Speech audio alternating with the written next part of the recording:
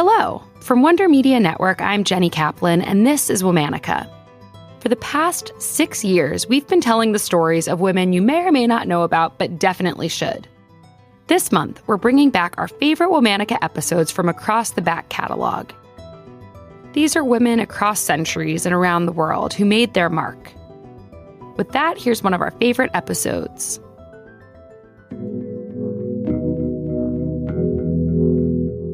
Hi, everyone. From Wonder Media Network, I'm Womanica Tubbs, the author of The Three Mothers, How the Mothers of MLK Jr., Malcolm X, and James Baldwin Shaped a Nation. My work focuses on motherhood through the lens of feminism, intersectionality, and inclusivity. And I'll be your guest host for this month of Womanica. This month, we're talking about mothers, women who ushered forth new generations and new futures through their care, work, and imagination. Today, we're talking about the woman remembered in Pakistan as the mother of the nation. Her memory is a symbol of feminism and democracy. Let's talk about Fatima Jinnah.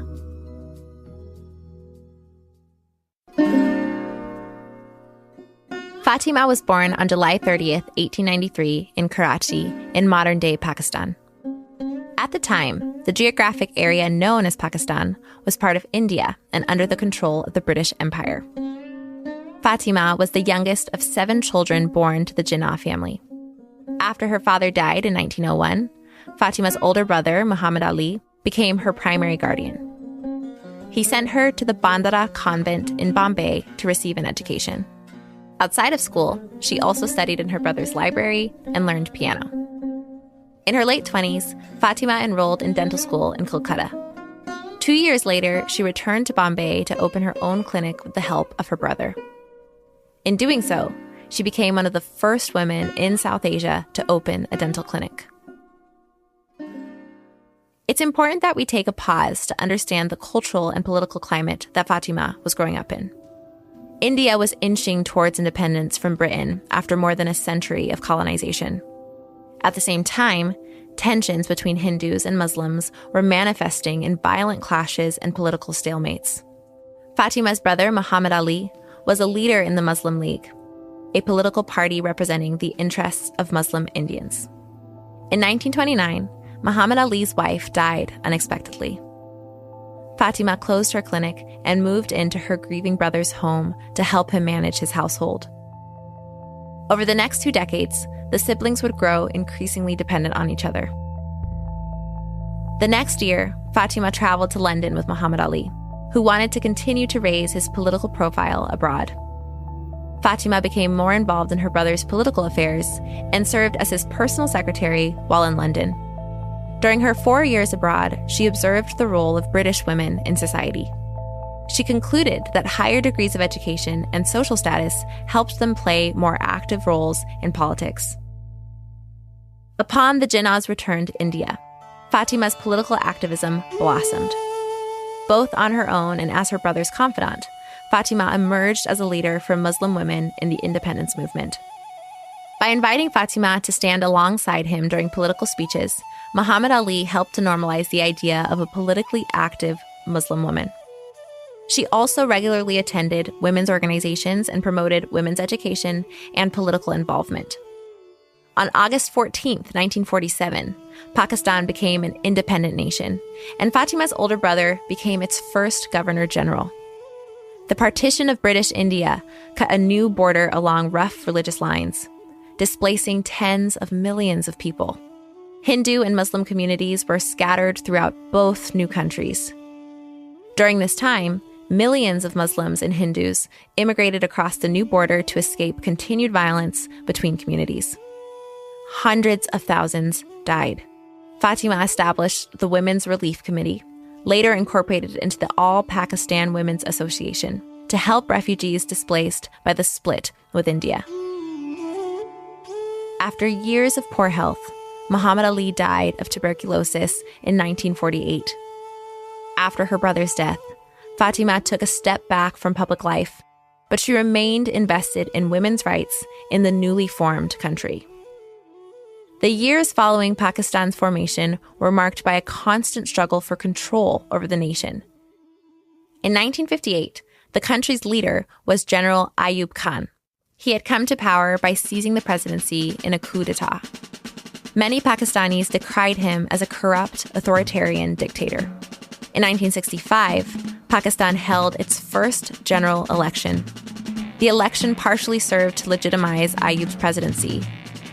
After all, if he willingly exposed himself to an election, opponents would have a much more difficult time labeling him a dictator. Still, his government had all the necessary power to set the elections up in his favor.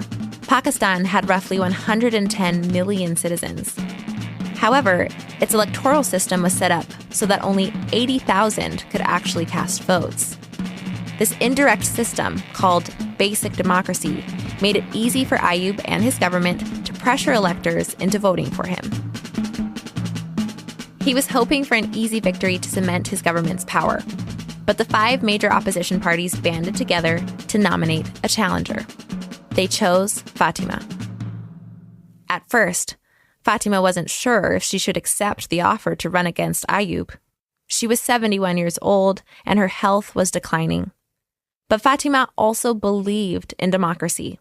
She wanted Pakistani citizens to have the right to choose their leaders, not just to serve whoever happened to be in power. She agreed to challenge Ayub. As she said in a campaign speech, "I am taking up a tiring journey for my people whose betterment and prosperity is my mission." She ran on a 9-point platform which included removing class distinctions from Pakistani society, enshrining equal rights for minority citizens, welfare to those in poverty, and an end to government corruption. Ayub did everything possible to block Fatima's path to victory. His government officials detained people working for her campaign. He mocked her for being a spinster. He even asked religious leaders to proclaim that Islamic law prohibited women from being state leaders. But this plan backfired when some expressed their belief that Fatima was eligible to rule. Fatima was already fondly remembered as the sister of Pakistan's first leader. But her firm stance against dictatorship made her a surprisingly popular candidate. She campaigned throughout Pakistan, greeting huge crowds of supporters in cities around the country. There was real hope that Fatima could usher in a new era of fairness and democracy. But on January 2nd, 1965, Fatima lost the election. Some historians believe that if the election had been truly fair, Fatima would have prevailed and become Pakistan's first woman president.